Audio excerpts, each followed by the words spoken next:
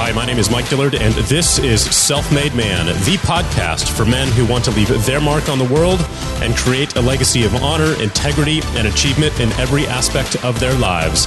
I'm glad you're here, and once again, it is time to forge your destiny.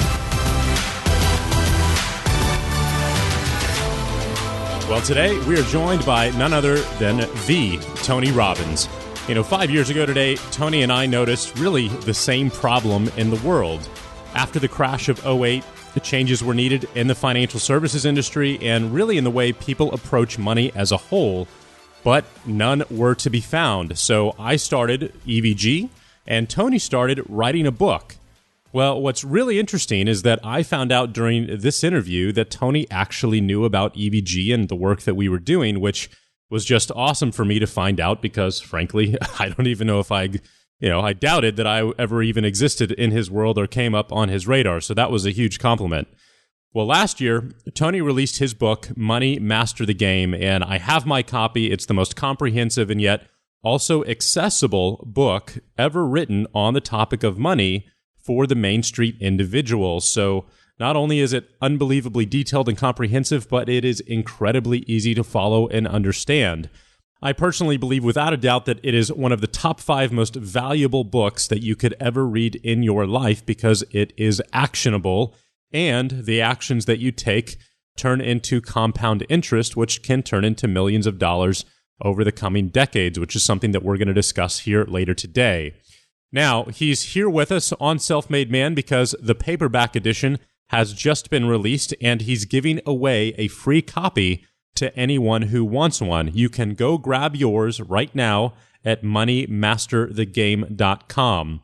Now, as for our discussion, we're going to tackle the 3 stages of money that every entrepreneur will go through: how to make money, keep your money, and then grow your money, which is easier said than done because every stage is driven by a different core emotion, and in many cases, they are the complete opposite of each other. It's a challenge that I've struggled with for years, and today you're going to hear the solution. So with that being said, please help me welcome a man who has made a massive impact on my life, Mr. Tony Robbins. Tony Robbins, welcome to Self-Made Man. Thanks for having me on. So I'm so excited that you're here. This is a topic that is near and dear to my heart. You don't know this, but in 2010, I set off on a very similar mission that you had when you started writing this book. And I launched an entire business that had about 500,000 readers and 50,000 customers around the world to solve the problem and the questions when it came to investing money post-crash. So to be here talking to you about this topic for me is just amazing. So thank you so much. Thanks for having me on, Mike. And I did see the work that you've done in that area, and I really acknowledge you for it. It's so desperately needed, especially for entrepreneurs. Wow. Well, thank you. I had no idea. That's pretty awesome. So what I'd like to talk about today are 3 particular phases that I've gone through and that I've seen other people go through when it comes to their emotional and intellectual relationship with money. And the first one that I've noticed specifically when it comes to entrepreneurs is making money. The second is keeping your money. And the third is growing your money. So I am a graduate of Date with Destiny as of last year. Oh, wow. Yeah, That's absolutely awesome. Life-changing event. I got to go at the last minute, and it was unbelievable. What year did you go? So not this previous one in November, but the November before.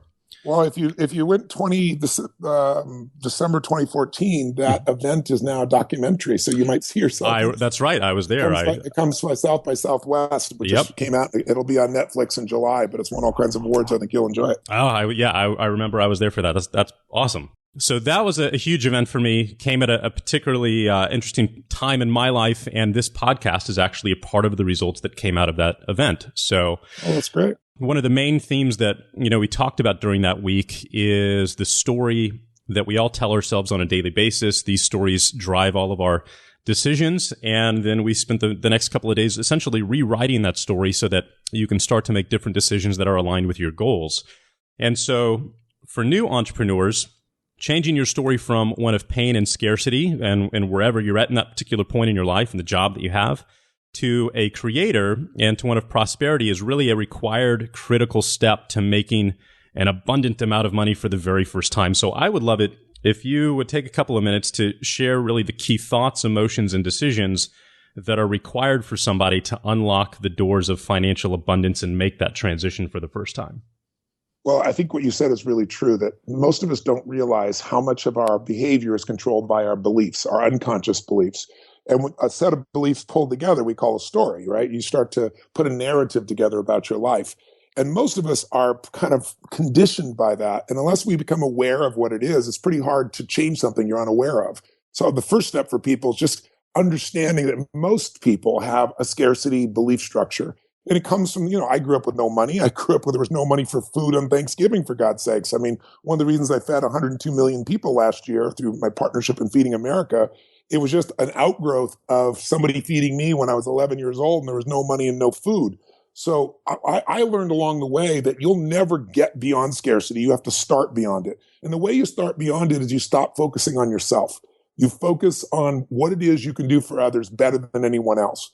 I mean, there's zero question in my mind. There's only one way you can get wealthy a lot of ways. You can get lucky and get wealthy, but staying wealthy, as you mentioned, right? Keeping your money, that's a whole different game. And the only way you do it is if you find a way to do more for others than anybody else is doing. If you find a way to add more value than anyone else in the marketplace, and you don't sit on your laurels, you're constantly innovating, you're constantly obsessing about your clients, knowing more about them than they even know about themselves, knowing what they fear, what they desire, what they want, what they're concerned about. I always tell people that life is usually found in the dance between people, what people desire most and what they fear most. And if you understand what they need, what they desire, what they fear, if you can solve their problems, if you can do it better than anybody else, you're going to dominate the marketplace. Then it really just comes down to learning how to run your business efficiently so you have a margin, because you can do unbelievable good work, as I used to do for millions of people, and come to the end of the year and be barely breaking even because there was no margin in my business.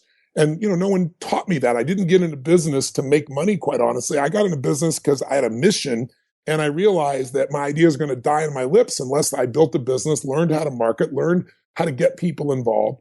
But you have to be able to figure out how to add that value. If you can find a way to add that value, and then you learn to run your business effectively and efficiently, then, most people overestimate what they're going to do in a year, quite frankly. But if you're consistent, most people underestimate what they can do in a decade or 2 or 3. It's unbelievable how quick it goes. It took me 5 or 6 years of absolute failure, learning lessons the hard way when I first started my businesses before I ever made a single dime. And then once that epiphany happened, it was very similar to you. I'll never forget it. I was driving down I-35 in Dallas, Texas, 5 years of failure, dead broke, driving a piece of crap car and, constantly fighting off friends and family members who were telling me to get a job. I just been there, done that. Yeah. Well, the stress and frustration really hit a point of overwhelm, and I just had to give up. And when I say give up, I mean give up on the idea of focusing on trying to make $1,000 this month so that I could, quit my job or pay my rent. And I had to let go of money completely and just say, you know what? I don't know how to do this successfully yet, but I definitely know what doesn't work. And I'm just going to start writing about that and putting that out into the market and give the value that I have to give. And that's it. And I'll just have to be happy with doing that. And that was the moment that changed everything. And within 18 months, I had my first 7-figure business. So I really can relate to that on a very personal level. And it's absolutely been true in my life. So if you could, I got to tell you, if I can talk to the listeners right now, you got to understand, I'm a kid from Azusa, California. I had no business background, but I was completely, totally obsessed with doing more for others than anybody else, constantly improving myself as much as my business so that I had more to give. And I mean, you would have told me back then, I remember my first year, I was trying to do $1 million in business and I was struggling and, I barely got to that number. And then, at this stage of my life, I can move my pinky and accomplish more than it took 24 hours a day. I mean, my business is now, I've got 18 companies, 12 I actively manage. We do over $5 billion in sales each year and growing geometrically. I mean, that is accumulation. And everybody, we live in a world because of the internet where we expect instantaneous everything. And building a business is not instantaneous. I mean, it can be if you really got lucky and you hit an industry that's exploding. But let's be honest, that's more luck than it is anything else. But if you're going to truly build something, then you have to realize this is going to take probably more time than I think, but I got to love it so much, just like you did, that I'm doing it because I love it. I'm doing it because it's who I am. I'm doing it because it's what I'm made for. And while I'm doing that, I'm going to learn to run this business effectively. And when you do that, and you give it enough time, there's nothing that can't grow to a level that most people would never dream about. Absolutely. And that really brings me to phase number 2 in this process, which is very different. So we spend a lot of time in the online marketing world, the entrepreneurship side of things, talking about and teaching people how to make money, how to build your very first business and quit your job and that kind of stuff. What a lot of people don't talk about, which is really, I think, one of the reasons you ended up writing this book, is nobody talks about what to do with the money once you make it. And years ago, I mastered the abundance thing. I mastered skill sets which have allowed me to create cash flow on demand. If money was ever short, I have this core 100% belief in myself that I can figure out how to make more, and I always have. But the interesting part of that is that mindset has been counterproductive when it comes to keeping the money that I've made, because I view it as unlimited. I let it go just as easily when I want something such as a car or a boat or to invest it, because I know I can just make more. And so it's kind of created this cycle that has not really, it's been a struggle when it comes to building and accumulating a lot of wealth. And so how do you take an entrepreneur who's figured out how to make money and comes from a really big place of abundance, and then to switch that and to start to save it, keep it, and accumulate it? Well, I don't care how much money you make. I figured out how to make $1 million in a year, and then I figured out how to make $1 million in a day with a speech. Then I figured out how to make $400 million a day by taking a company public. I don't care how much money you make. Nobody stays wealthy by what they earn, which sounds absurd, but I could give you name after name. Elton John, he's got 38 number one hits, probably one of the most successful people in the history of rock and roll, been there almost 40 years. 15 years ago, he went bankrupt, right? You look at Mike Tyson. Mike Tyson made $500 million in income. I'm not talking about gross revenues, income, and went bankrupt. I could give you name after name after name after name. You have to understand that every business owner, if you know anything about investing, everybody knows one thing. Don't put all your eggs in one basket. You have to diversify. And yet most business owners put all of their resources in one asset, their business. And you're going to be wrong at times, or the government can change the rules, or technology could change overnight and make what you're doing, no longer effective. So many things can happen that are outside your control. But I tell every business owner needs a second business that takes almost no time, has no employees, and almost no moving parts. Something that you spend maybe after you learn it, you might spend 30 minutes, every 3 months, 4 times a year. And you can be able to manage that business. And that is, you got to build a money machine, an investment money machine. Making money while you sleep, growing money that has nothing to do with your business, that's independent from it, will protect you. I'll tell you, the best advice I got came from Ken Blanchard, the man who wrote the 1 Minute Manager books. I'd helped him knock 6 strokes off his golf game, and I don't play golf, but he was blown away by that. So turned us into friends. And he said, I want to get back to you. He said, I want to tell you the best financial advice that was ever given to me. He said, a friend of mine, very wealthy guy, told me, he said, my business was growing. And he said, Ken, a business will consume whatever cash you have. A growing business will always consume whatever cash you have. And he said, so you have to do something that will make you wealthy and will make you able to handle the tough times in your business. You have to set up a separate money machine. He said, what you've got to do is take some form of your income and put it aside where you don't touch it either. It just grows. And Ken was about to come out with his 1 Minute Manager book. He said, the book will help your company, but the profit should stay with you. And he told me to do the same thing. And I took his advice with my infomercials and my books. And fortunately for me, that made me wealthy by itself, because when all the money was being consumed as my business was growing so rapidly, and I ran into some tough times, middle of a recession, big challenges, and I had multiple companies at that point. What kept me sane was I was financially set for life regardless, and so it allowed me to keep my head together. I think everybody needs to have an income for life that's separate from their business, and that's why you want to learn to become an investor. The reason I wrote Money Master the Game, 7 Simple Steps for Financial Freedom, was how do I interviewed 50 of the smartest people in the world. Not a single one was from the Lucky Sperm Club, meaning they earned it from scratch on their own. No one gave them shit. And I'm talking about Warren Buffett, Ray Dalio. Most people don't even know his name. He's the most successful investor in the history of the world, much more than Warren Buffett, higher rates of return. I interviewed John Paulson, who made $4 billion personally, his personal income one year, and came back the next year and made $5 billion personally. I hadn't done an interview in 20 years. I interview the best people on the face of the earth, and then I put into a format that says, I don't care if you got $1 billion or you're upside down 100,000. Here's how you grow. Now, a lot of entrepreneurs will tell me, Tony, look, my business is eating everything, and I can save money in the future. Plus, I'm going to make a bunch of money, and then I'll invest. And those individuals do not understand the power of compounding. I'll give you a simple and perfect example. There's a man named Theodore Johnson who worked for UPS as a driver. He never made more than $14,000 in a single year. That was his annual salary. When he retired, he had $71 million. Now, when I tell people this, they always kind of choke or look at me like, you're crazy, that's impossible. And here's how it happened. A friend of his was a very smart man. And he said to him, look, you've got to save and invest or you're not going to be able to take care of your family in later life, and you want to have a great quality of life. And he said, I can't. Every penny I have, it gets spent. And his friend said to him, look, if the government came by and put a 20% tax on you, you'd scream, you'd yell, you'd say, I can't pay it. And in the end, you'd pay it because you have to. And after you got used to it, you'd adjust accordingly. He said, I'm going to make you a wealthy man by putting a 20% tax on you for your future self.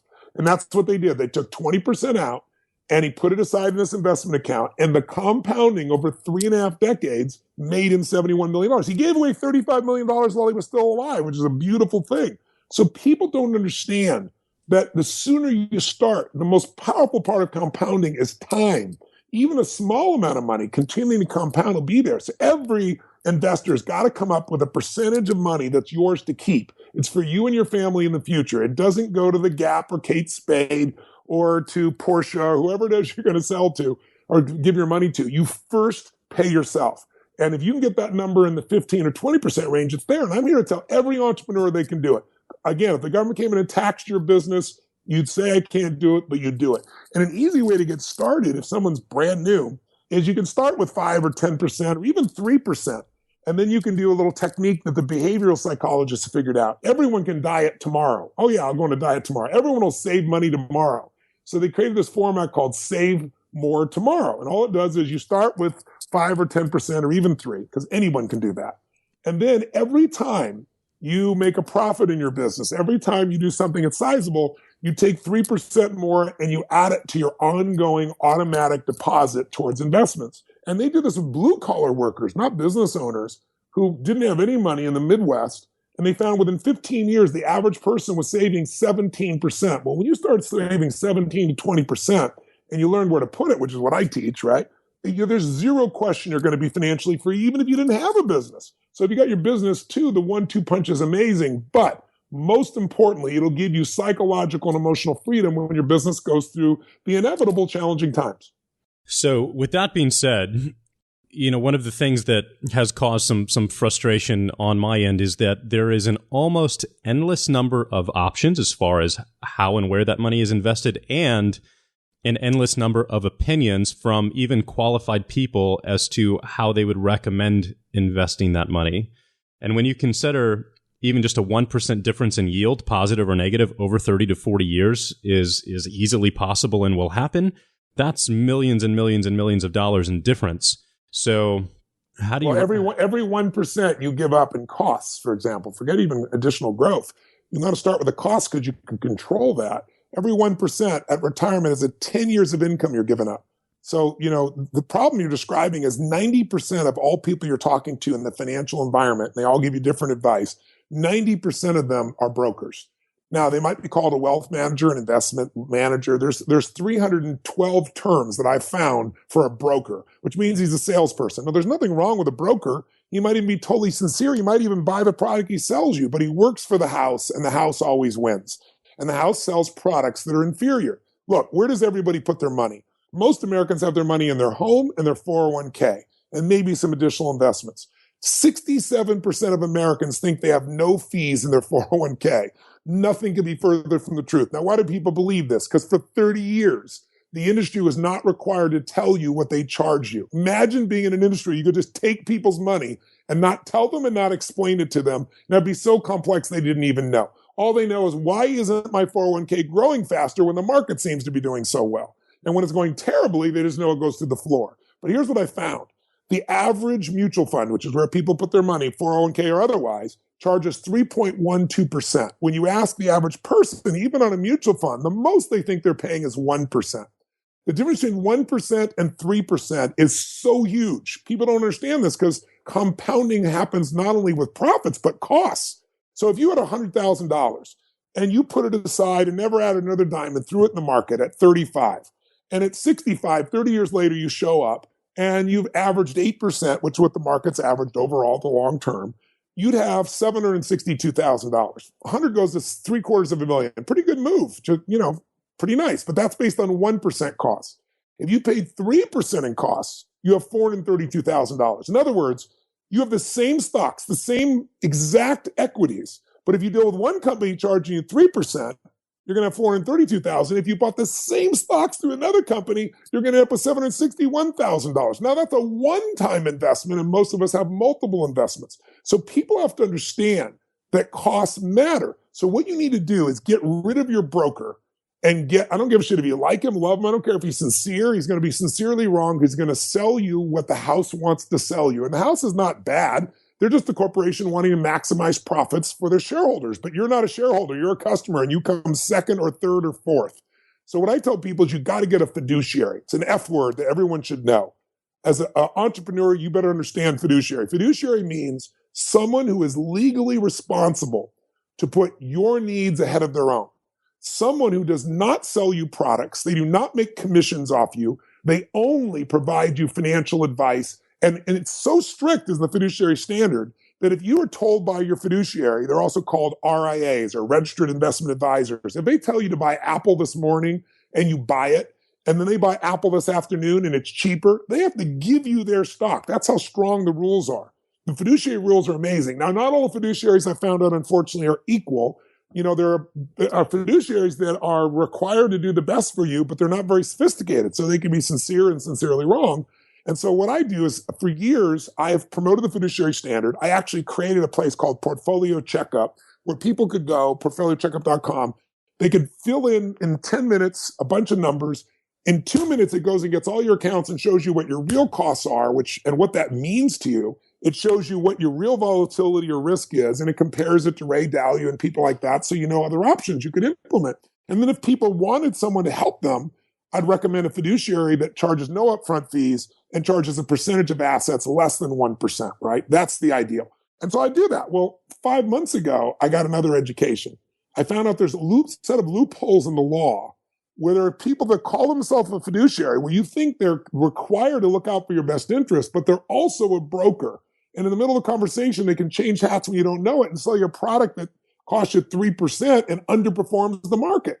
And you're screwed, and you don't even know it. So I've aligned myself with the number one firm in the United States. They won number one wealth manager by Barron's 3 years in a row. No one's ever done that. It's called Creative Planning.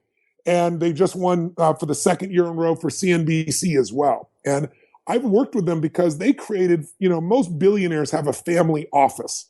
It's, billionaires have businesses just like your entrepreneurs. They don't have time to do all this.